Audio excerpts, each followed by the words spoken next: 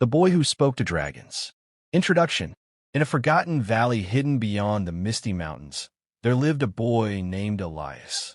Unlike other children, Elias carried a secret gift.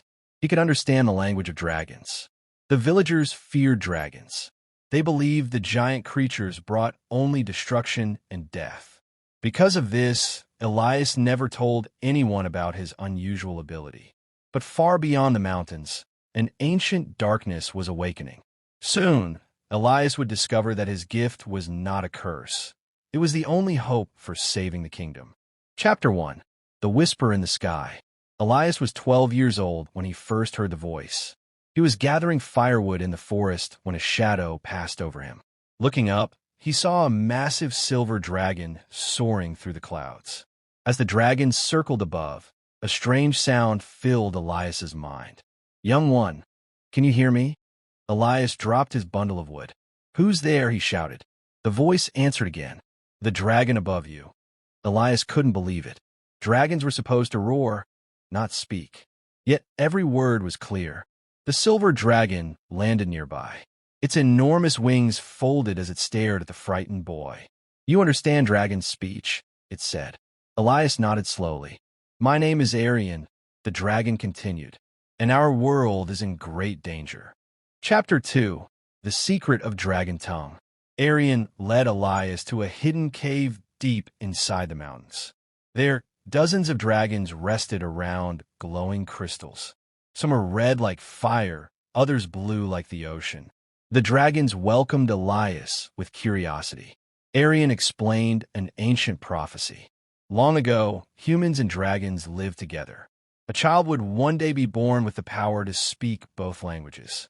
That child would unite our races during the coming darkness. Elias realized the prophecy spoke about him. "But I'm just a boy," he said. The dragons exchanged worried glances. "The Shadow King has returned," Arian said. "Only together can we stop him." For the first time, Elias understood the weight of his gift. Chapter 3. The Desperate Bargain.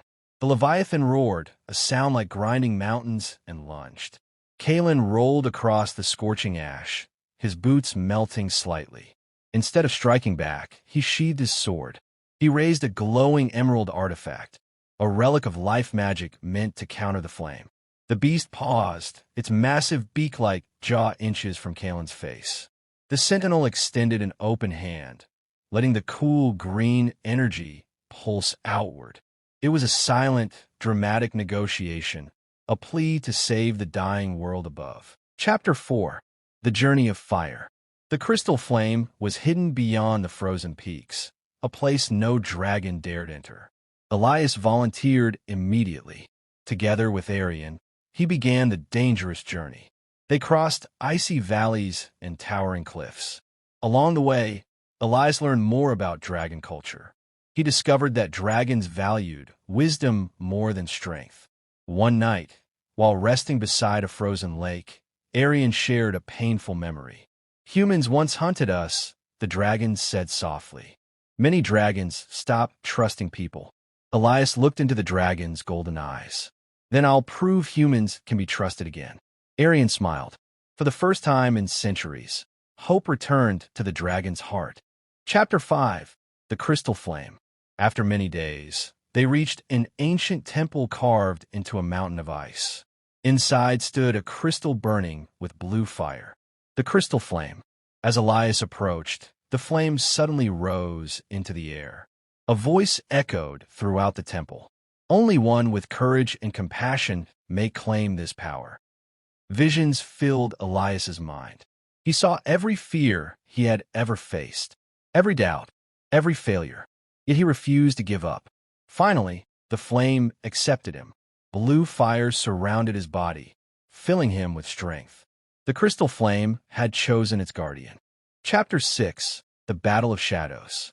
Dark clouds covered the kingdom as Elias and Arian returned. The Shadow King had already begun his invasion. His army of shadow beasts marched toward the capital. Dragons filled the skies while soldiers prepared for battle below. For the first time in history, humans and dragons fought side by side. The Shadow King laughed when he saw Elias. "A child thinks he can stop me. Elias stepped forward holding the crystal flame. Not alone. Behind him stood dragons, soldiers, and villagers united together. The final battle began. Fire clashed against darkness. The earth trembled. The sky flashed with blue light. At the height of the battle, Elias unleashed the full power of the crystal flame. A brilliant beam of light struck the Shadow King. Chapter 7. The Dragon Speaker. Peace returned to the kingdom. The rivers became clear again. Fields turned green. The people no longer feared dragons. Instead, they celebrated them as friends and allies. A great festival was held in Elias's honor. Yet the boy remained humble. He knew the victory belonged to everyone who had chosen unity over fear. Arion landed beside him during the celebration. "You changed the world," the dragon said. Elias smiled. "No, we changed it together." The dragon nodded proudly. From that day forward, Elias became known as the Dragon Speaker. His story was told across kingdoms and generations. And whenever a dragon soared across the sky, children would look up and wonder, remembering the brave boy who proved that understanding could be stronger than fear.